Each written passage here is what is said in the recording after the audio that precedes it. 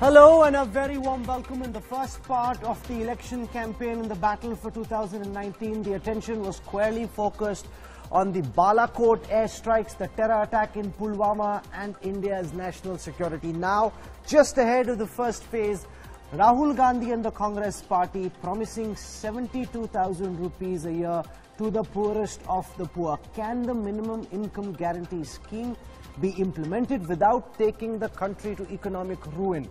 Joining us on the India Today Economists Roundtable to discuss this threadbare over the next 1 hour, I want to introduce first P.N. Vijay, spokesperson of the Bharatiya Janata Party. Flanking him, Nirmala Soundarajan, Head of Research and Senior Fellow at the Pehle India Foundation. With us also on this broadcast is Sanjeev Ahluwalia. He's an advisor at the Observer Research Foundation. Author, columnist Mehul Sharma flanks him. To my left, I have Salman Soz, spokesperson of the Congress party. I hope you're carrying 3.6 lakh crore rupees in your pocket, because we're going to be asking that question again and again. Paisa kahan se aayega? Flanking him is Rajiv Dubey, managing editor for Business Today. And also to his left is Arun Kumar, well-known economist. With us from outside the India Today Mediaplex at this time, well-known economist Mohan Guruswamy, an agricultural scientist. At this time, we're joined by Devender Sharma from Chandigarh. So welcome to all our guests. I want to go across first to Salman Soz and understand from him, how is it that without cutting any existing subsidies, without taking the country to economic ruin, you will produce the 3.6 lakh crore rupees, which is about 2% of our GDP, which is required to fund NYAY? I think, the most important question as far as we are concerned is how can we let the poorest people, those without... No, this is not an election speech. No, it's not about this. We're at an economist roundtable. The question that we've asked at the outset is, where will you find the money from? But we need to frame the debate before you get to the money part. And the critical thing is that we have very poor people in the country. India is at a stage, our economy is big enough to now help the poorest in this country to have a dignified life. That's a starting point. That is what we have to go with. Where will you find the money from? This is exactly the kind of question that we got when we proposed Manrega. And what happened because of Manrega? According to NCAER, India reduced its poverty by 34% between 2004 and 2012. This particular scheme, where we are promising to give 72,000 rupees per year per family for 5 crore families, there are a couple of things that are going to happen. One, this scheme is going to be launched in phases. No, I'm not asking. This is not a manifesto program. I'm saying 3.6 lakh crore rupees is the ask. Where are you going to find the money from? You've also said you won't cut back on subsidies. No. We have said that we are not going to cut back on core subsidies. So which subsidies are you willing to cut back on? No, wait a second. There are some which subsidies are you willing to cut back on? Beyond the core subsidies like midday meal schemes and we have some kerosene and all the stuff. There's plenty of stuff on the table.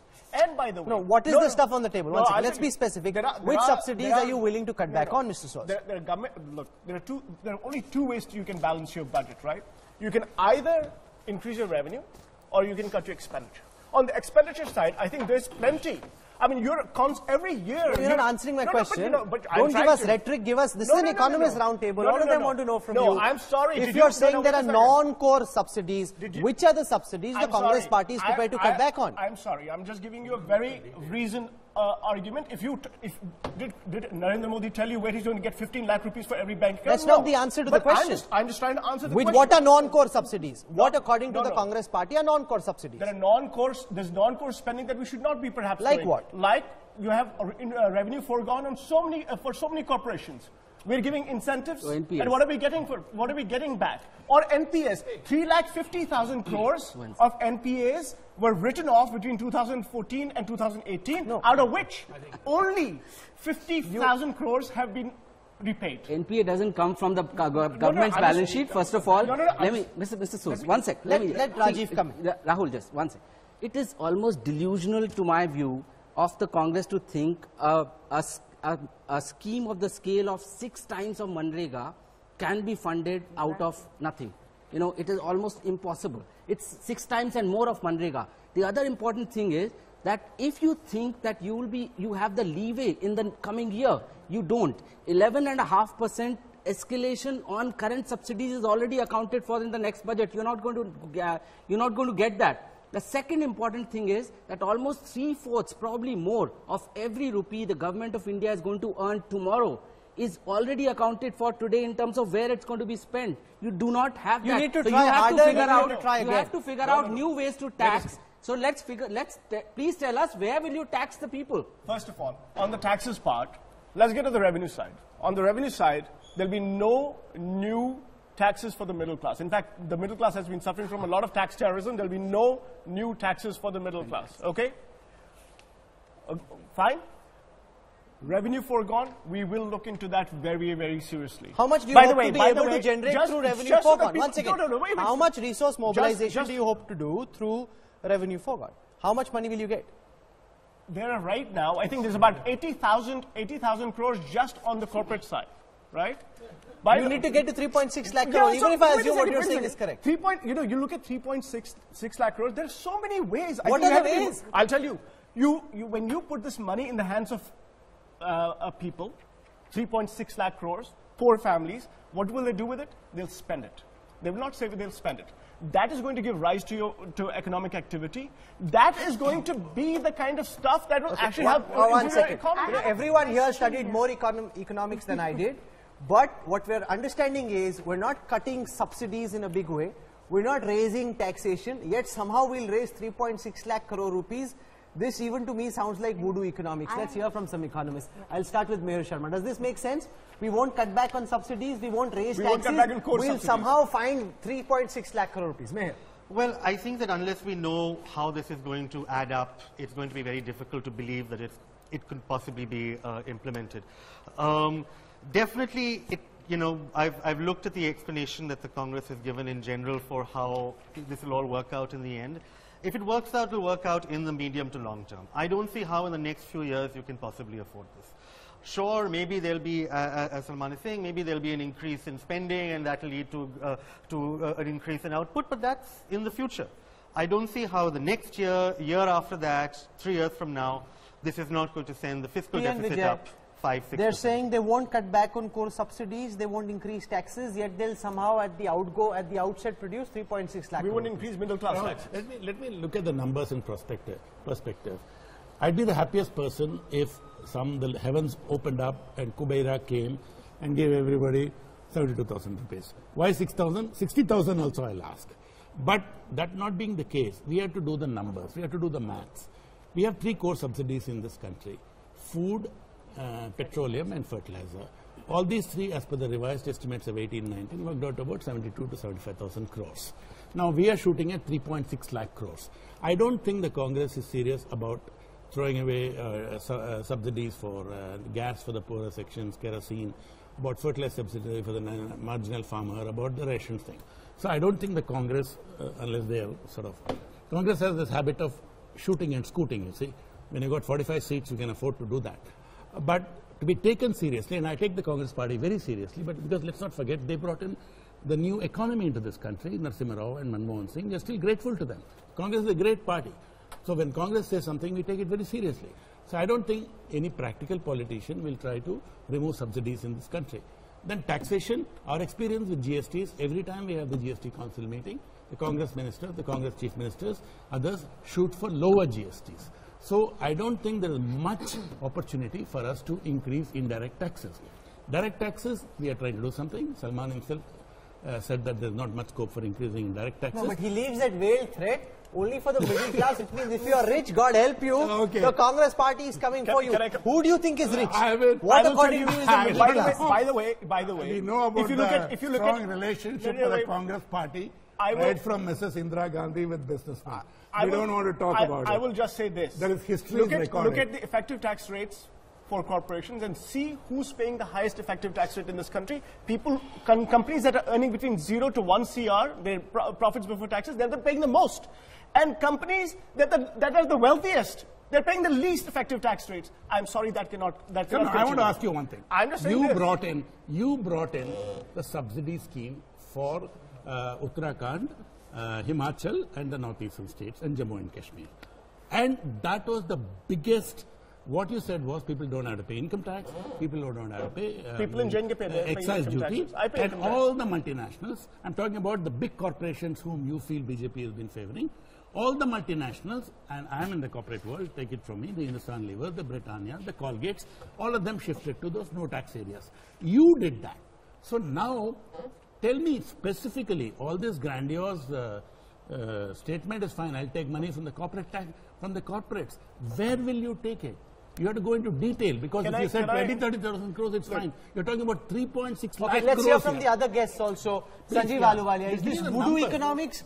Because Chidambaram says, we've consulted 12 economists, we've got this covered, we've got this sorted. Yeah, no, I mean, they've consulted foreign economists, mostly. No. Not Indian economists. No, we consulted Indian economists. But what you said, what Mr. Gandhi said was that we've consulted the international community, which is fair enough. No, but I think there is a way. There is a way in which the election promise, if it finally does become an election promise, can be met. But it will be met at the expense of public investment, right? And at the expense of a lower transfer via the centrally sponsored schemes to the states. There is play over there, but that has its own consequences. Whether or not this consumption push will be able to counter the withdrawal of public investment, as Mr. Gadkari has been utilizing, and whether or not the states, how they will respond to a reduction in the centrally sponsored schemes, which are particularly relevant in health and education and social sectors. That is an open issue. Okay, Arun Kumar, the Congress says Modi demonetized the economy, we will remonetize the economy. The infusion of funds in the hands of the poorest by itself will set off a chain of events that will ensure that achhe din are here. We'll find the money. So, my argument is that it's the unorganized sector which got damaged very badly, both by demonetization and GST, and therefore the demand at the unorganized sector level has declined. Now we need to take care of the poor. So where do we get the funds from? That's the real question, So A, we need to take care because they're suffering. So you support the idea of a minimum income guarantee program? You believe it's financially doable without ruining our economy? Yes. So how do we raise the resources? We don't need to cut the subsidies, but we need to raise the wealth taxation, because it's wealth taxation, estate duty and the gift tax, which has been completely eliminated in the last 15 years. And your data suggests from the World Inequality Report that 1% Indians have 70% of the wealth, okay? And if you include the black wealth, it becomes 1% have 85% of the wealth. So if you were to tax even 0.5%, and that tax, wealth tax of 0.5% on 5% of the population having a wealth of above 50 lakhs, you'd be able to raise about 2.5 lakh crores. So this is coming down to the Gini coefficient, the disparity between the poorer and the rich, and how much of an inequality there is. Let me ask Sanjeev Ahluwalia, tax the rich, give to the poor. Rahul Gandhi wants to play Robin Hood now. Rahul, look, I mean, Modi ji tried to do that, right? He was very transparent. He brought in the GST. He went in for demonetization. Both were aimed at ending corruption, which is essentially what Arun is trying to aim at. That's not what I'm saying. That's not what I'm saying. So that is one aspect of it. My point is that if you want to use wealth taxation, gift tax and estate duty, these three together will get you 2.5 lakh crores of rupees, If you get only 0.5% tax, according to my calculations which I have done, we will be able to get that. So many ways of evading He says there are so many ways of evading wealth tax. No, but the point is, therefore, there are mechanisms. In 93-94 in the alternate budget, we suggested how it can be done by what is called site and services valuation of property. Site and services valuation is what will get you the value of the property without having to go into the details of the property, Mohan Guruswamy, do you believe that NYAY can be implemented without sending the fiscal deficit on a spiral? We saw the last time, we saw the fiscal deficit go up to about 5.7% was under Pranab Mukherjee as finance minister soon after the economic meltdown, and we saw how inflation spiraled after that. Do you believe the Congress has done its numbers properly when it says we can do this without ruining the economy?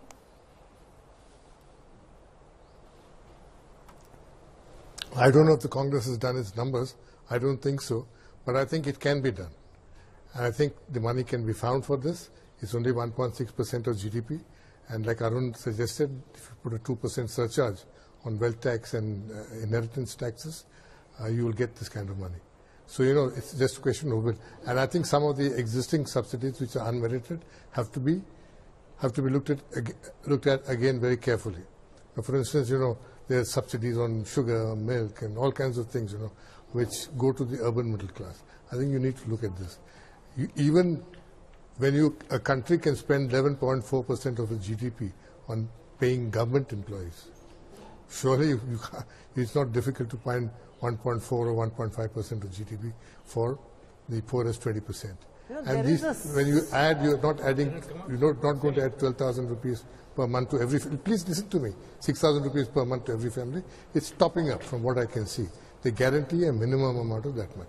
So, so the actual expenditure will be far less. And if you look at the GDP growth and the trends and tax collection rate and all by 2022, about which time they will be ready with the scheme, the money will start coming in. There will be money there. Taxes foregone.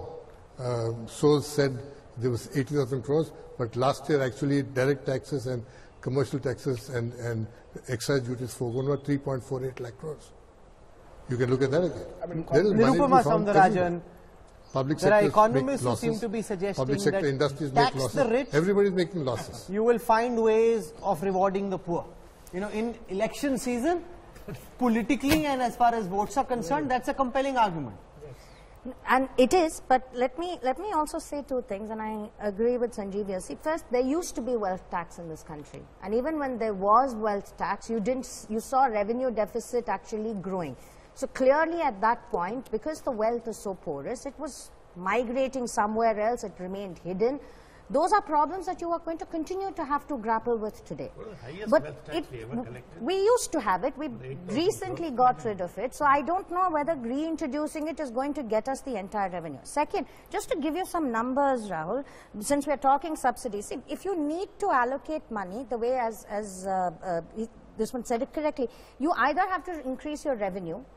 That's not going to happen in this country currently unless you really put a wealth tax or you're going to add that. But even then, I don't think you're going to get as much because your tax base in itself is quite low, first point. Or you need to reallocate. On reallocating, let me just give you some subsidy numbers based on budget documents. The core subsidy, so you have your core of core schemes, you have core schemes, and then you have all the rest of your centrally sponsored schemes.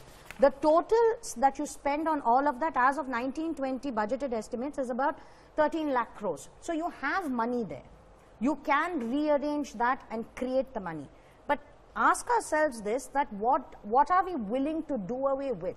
Because also keep in mind that every scheme that's been introduced has been introduced keeping in mind a certain vote bank or a certain kind of people for a certain reason.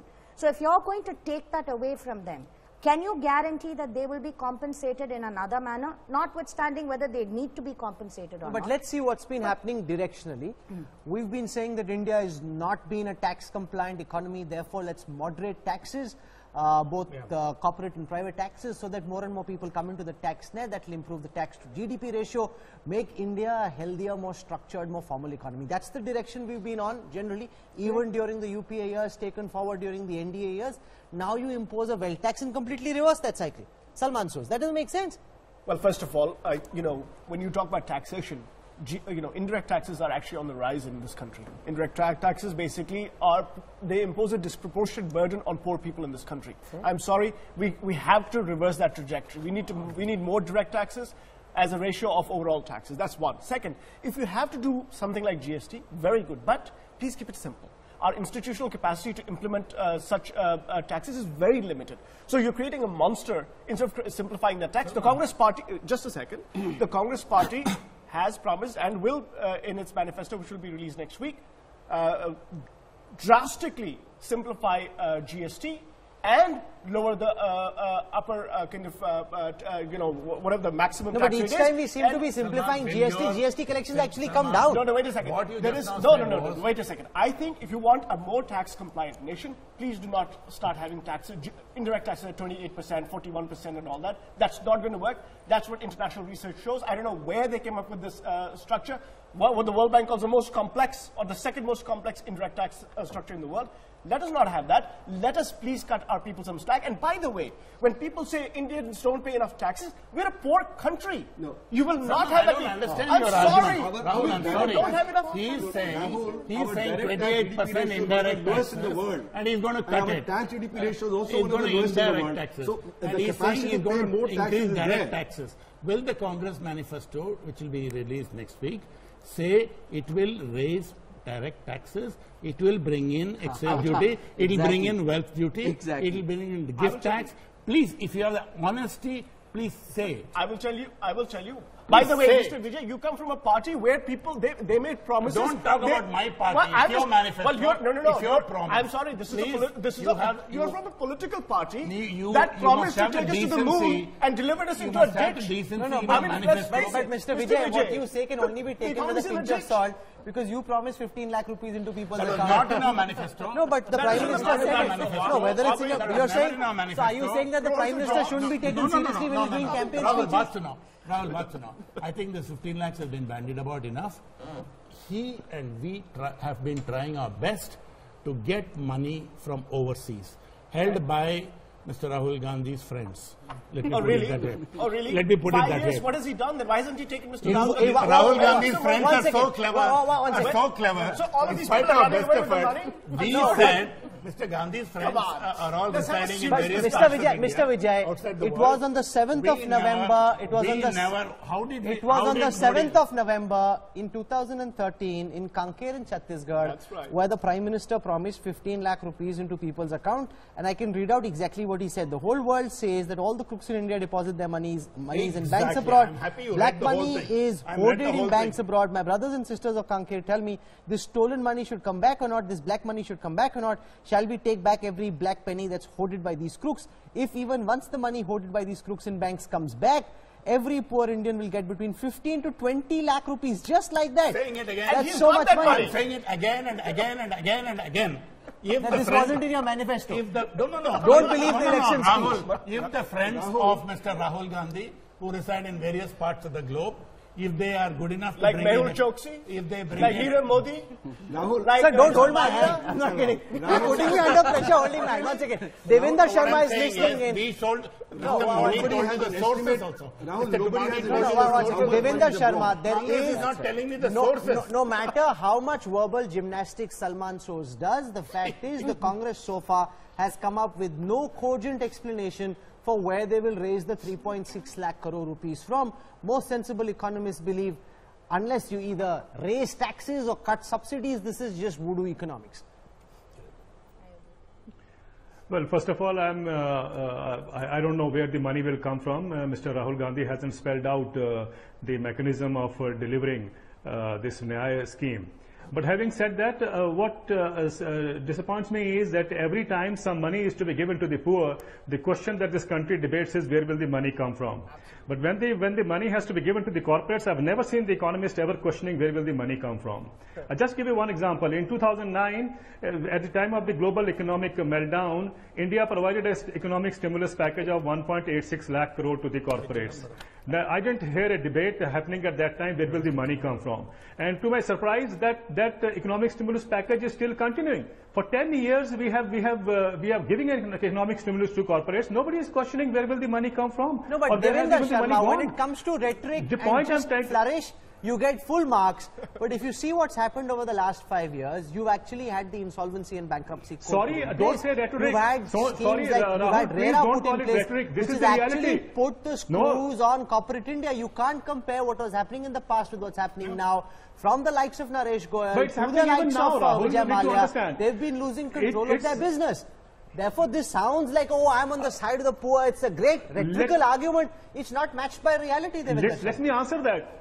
Let me answer that. You know, there is not rhetoric. Even that 1.86 lakh crore is still continuing. For 10 years, we have been given an economic stimulus package to corporates. This is no justification. Nobody knows. In fact, why are we doing that? Having said that, what about the revenue foregone? It's as Vivek Devaraj had said somewhere that 5% of GDP goes every year on revenue foregone. Now, if that was to be recovered and revenue foregone hasn't done anything worthwhile, you know, it was supposed to help increase in the industrial production, increase manufacturing, increase exports, provide job creation. Where are all those things? So where has this money gone? I think that's a question that economists, sensible economists that you talk about should be discussing. Why is it that every time agriculture or poor farmers have to give money or poorest money have to give money foregone, then the question comes up, where will the money come from? So-called freebies being given to industry. Look, I mean, it's a comprehensive scheme that you're working for them.